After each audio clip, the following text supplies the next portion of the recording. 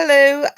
I just want to sort of outline many people and capitalism itself may want to factor in boom and bust scenarios. And it's very worrying. Um, uh, Spirit has to be kept up and motivation. And there has to be ways of people sort of being able to be enterprising somewhat and to try and make some money. I agree that that does need to be the case to some extent.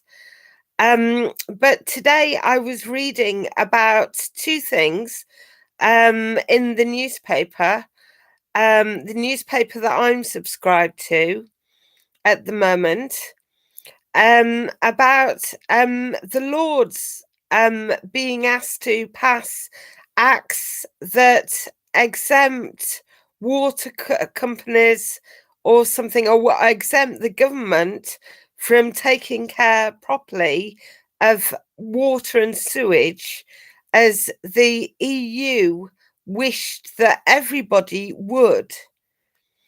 So that is worrying. It's obvious that exploitation on if boom continues, that's obviously no good. It's obviously no good if boom continues. I mean, it can't continue exponentially because we're on a planet with limitations at the moment, and we're glad to be on a planet. And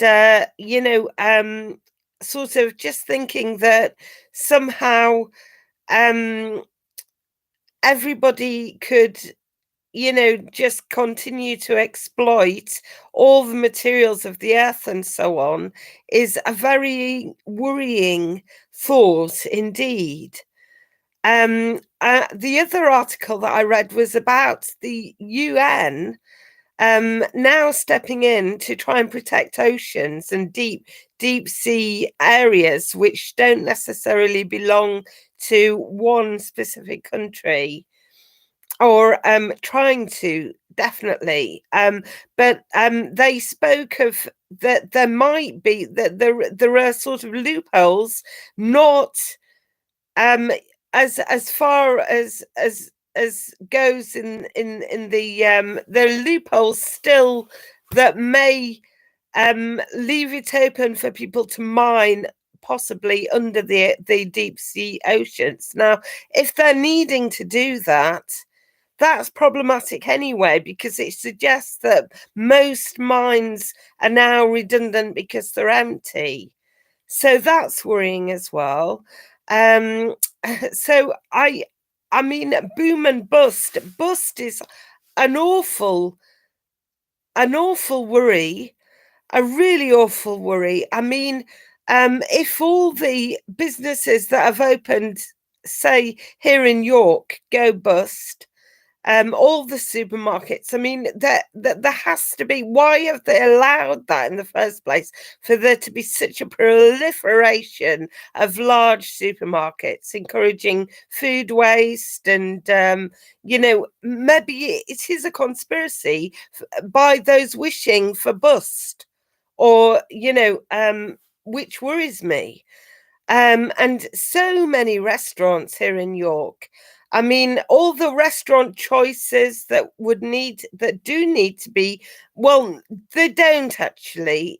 Somehow it's got to change. There are far too many restaurants in York.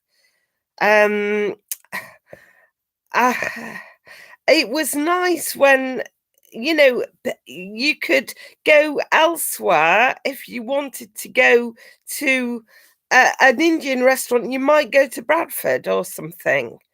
There were good things about the draw of wanting to go somewhere else within the country, to have a slightly different experience. I mean, they tried to sort of, it seems they tried to make every city and town exactly the same and have the same shops in every city and town in big chains and things.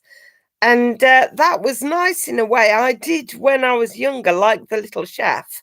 When I was a young girl, no, a child, little chefs used to, because we did used to travel quite a lot around the country, and little chefs offered lollies and bits of sweets and things like that to children to try and get them to be loyal and wish to stop at the little chef.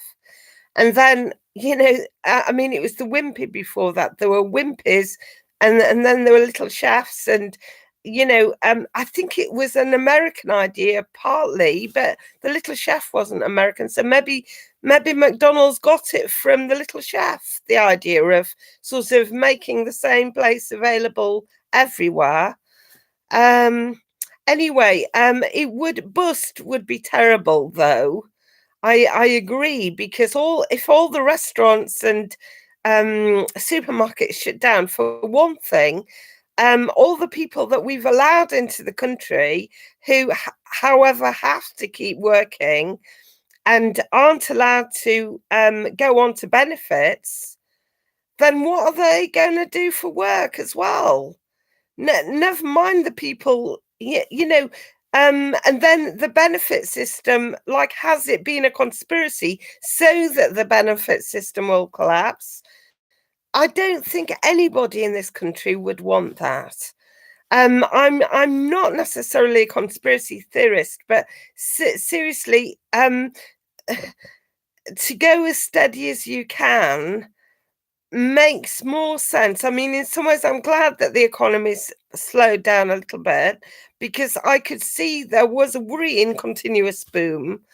But I just hope that nobody has plans to to keep doing not helter skelter. It's more like roller coaster boom and bust things.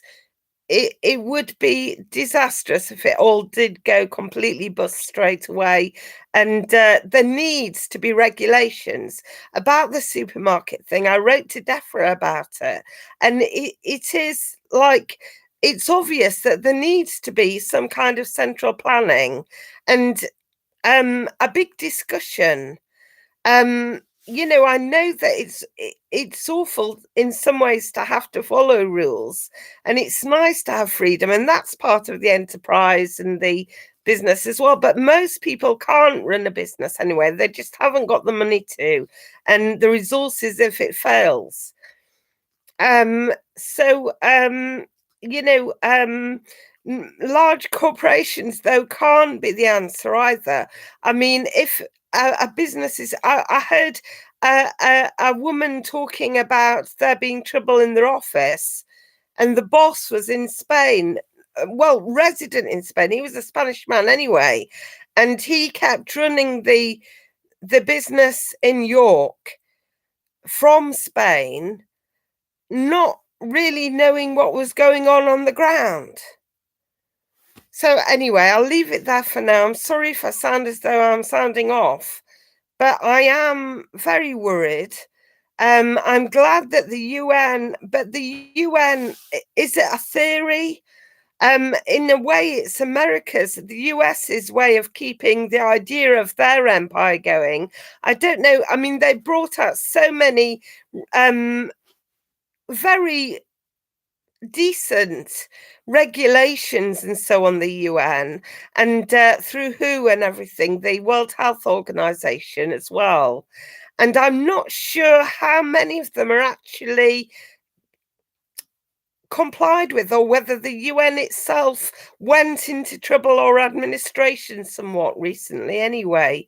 So, but it's nice that someone does have an idea that we might have to protect the environment and stop, well, I would say, worry about if there has to be mining under the deep seas.